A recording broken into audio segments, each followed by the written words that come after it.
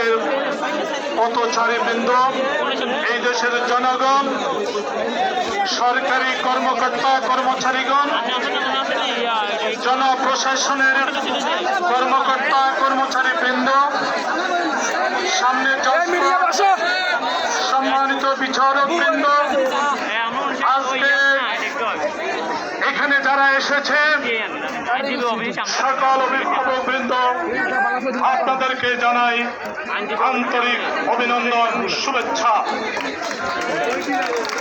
আমরা 17 তারিখ থেকে আমাদের রক্তক্ষরণ হচ্ছে।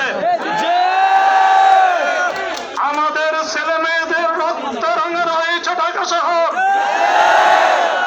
রাজশাহী বিশ্ববিদ্যালয়ের ছাত্রদের মুখে গুলি, রংপুর সাইদের মুখে গুলি।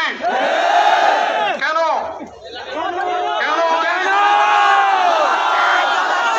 ছাত্ররাই তো অন্যের ভাষা আন্দোলনে যোগ দিয়েছিল।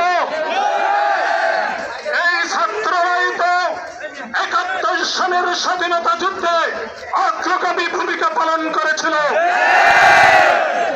সেই সময়ে তো আমাদের ছাত্রদের উপরে তো গুলি করা হয় নাই। কেন? এই দোষ করেছিল আমাদের ছাত্র বন্ধুরা।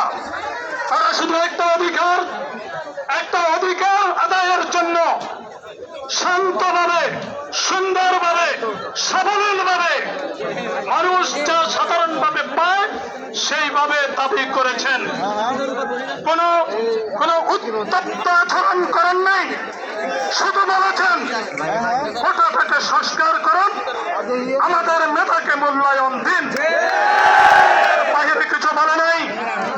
উত্তরটা কি ছিল? উত্তরটা ছিল কে পাবে? এই রাজাকার বলা, এই ছাত্রদেরকে রাজাকার বললেন কোন আইনে, কোন বয়সে? আপনি ব্যাখ্যা দেন। আপনার ব্যাখ্যার যুক্তি নেই তো দেখা যায় আপনি তাদেরকে রাজাকার বলেছেন। এরা রাজাকার নয়, আমাদের সন্তান, আমাদের ছেলে মেয়ে। আমাদের ছেলে মেয়েরা রাস্তায় নেমেছে অধিকার আদায়ের জন্য। আমি একটা কথা বলবো, 18 সনে আপনি বাতিল করেছেন বলেছেন। 18 থেকে 24 সাল পর্যন্ত একটা আপিল কিভাবে চলে? আপনি যদি শহরে থাকিতেন, আপনি যদি সদাচরণ করতেন, তাহলে এই আপিলটা তো 19 সালেই শেষ হতো।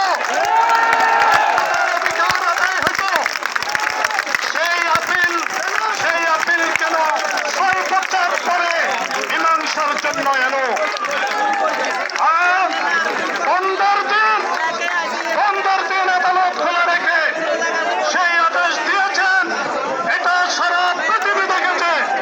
আপনি কি পারেন নাই এর আগে এর সমাধান দিতেন?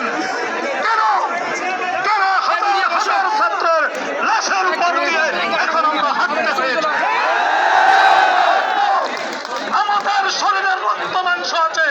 আমি কিভাবে আমার ছেলের কাঁধে আমার ছেলের লাশ আমি কিভাবে তার রক্তের উপর দিয়ে আমি হেঁটে যাই? আমার খুব কষ্ট হয় যখন ফেসবুকে সামান্য দেখায়, তাও ইন্টারনেট নিয়ে যায়, তাও দেখতে পাই না। সেই দেখার কারণে আজকে আমরা এখানে এসেছি। আমরা সহানুভূতি দেখাচ্ছি। আমরা এই আন্দোলনে আমাদের সহমর্মিতা, সহানুভূতি, সহযোগিতা সকলেই থাকবে। এবং এই ছাত্র সমাজ, তাদের অভিভাবক, সাধারণ জনগণের প্রতি যদি কোনো মামলা হয়, আমরা কথা দিচ্ছি, আমাদের সিনিয়র আছেন, আমাদের ফ্রেন্ড আছেন, আমাদের অ্যাডভোকেট বৃন্দ আছেন, আমরা সকলে বিনা পয়সায়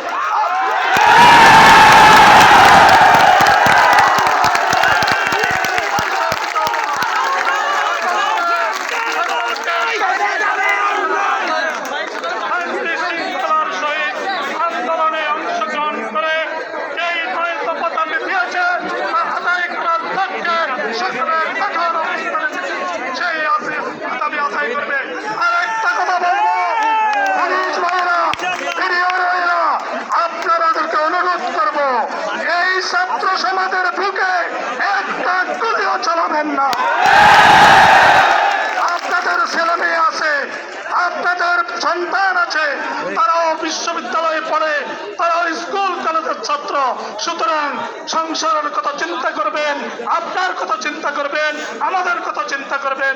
চাকরিটা আমাদের চিরস্থায়ী নয়।